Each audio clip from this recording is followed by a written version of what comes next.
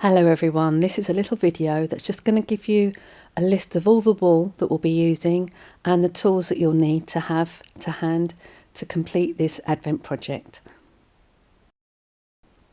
Now the wool I always use for needle felting is carded slithers. So they come in these long kind of snakes and I find it easy to measure out how much wool I'm using all the time. You might have carded tops, which is fine to use if you're happier using that. I find it harder to get a nice finish and I find it takes me longer to mat it all together. But this might be the wool that you work with. So either will work.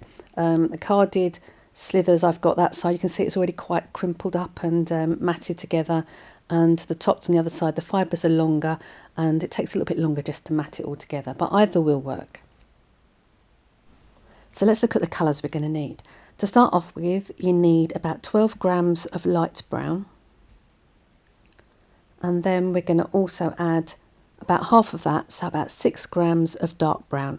They don't have to be these exact shades, as long as there's very definitely a dark and a light brown, that's going to be fine. You're going to need about 8 grams of a light grey.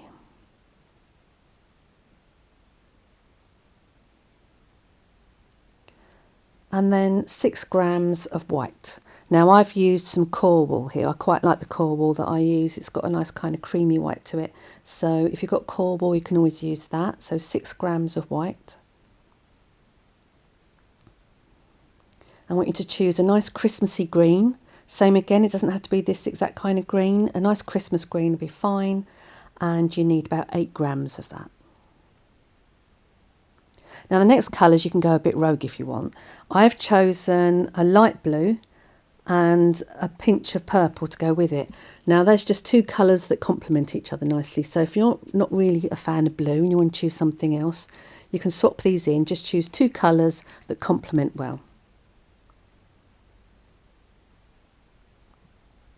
So the next colour you need is yellow, and this is about 1/2 gram, and you want a really nice bright yellow.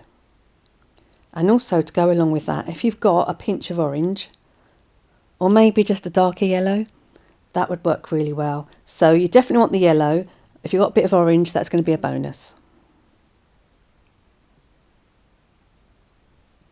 We want a pinch of red, and again, you can choose any kind of red you like. You can go for a much more brighter Christmassy red if you prefer. And last of all, I actually used this kind of peachy colour when I did my model, but you can equally use a really light pink, will work just as well if that's what you've got to hand. So either a pinch of peach or a pinch of pink. And there we go, that's all the colours that you need. So it's not too much wool, and hopefully stuff that you've already got in your stash, but this is what you need to get together. Okay, so the tools you're going to use. Let me go through them all. First of all, you're going to want a surface to needle felt on. I use these mats that I get from Amazon. They're quilting mats, they're nice compressed wool, they last for ages, they're really tough. I'll put a link below for you to see where I buy mine from. But you might felt on a different surface, you might use foam, whatever you're felting on, that's fine. So the needle size I use throughout this is just a medium-sized needle. I've used a 38G triangle. And you may want to use your needle just like this. You don't have to have it in a holder. Some people prefer just holding the needle. I prefer these little wooden holders where you just slot the needle in to the little peg and push it inside. And then I just find that a bit more comfortable to hold. But if you haven't got one of those to hand, that's fine. You can use the needle just as it is. Now this is optional. In the videos, I'm going to be using this multi-tool. And you can get different kinds of multi-tools. So it's the same needles, 38G inside. You can use these clover pens if you prefer the pens, or you can use one of these wooden ones, and you can see the needles just slot inside. I'll unscrew it and show you how they slot in. But this isn't necessary. You can do the whole thing with just a single needle. It's just if you've got a multi-tool, you'll see me using it some of the way through, and it just speeds you up at a couple of places. So that's an optional extra.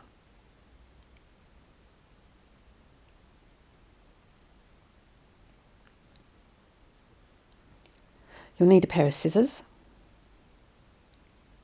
It's going to be really helpful if you've got a couple of pins, because that's going to help hold a couple of things in place while we're attaching them.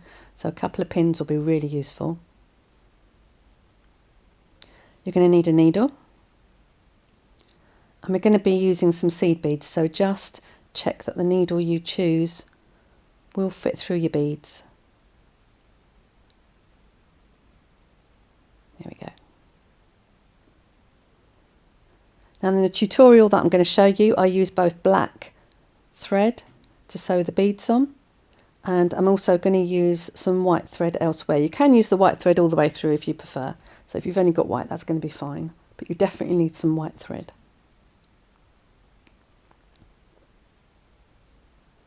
Now what's going to really help is if you've got a piece of card or a piece of paper and a ruler and a pen, because this is going to help you just draw out some shapes to keep all the sizes working together. So if you can get a bit of paper and a ruler, that's going to really help.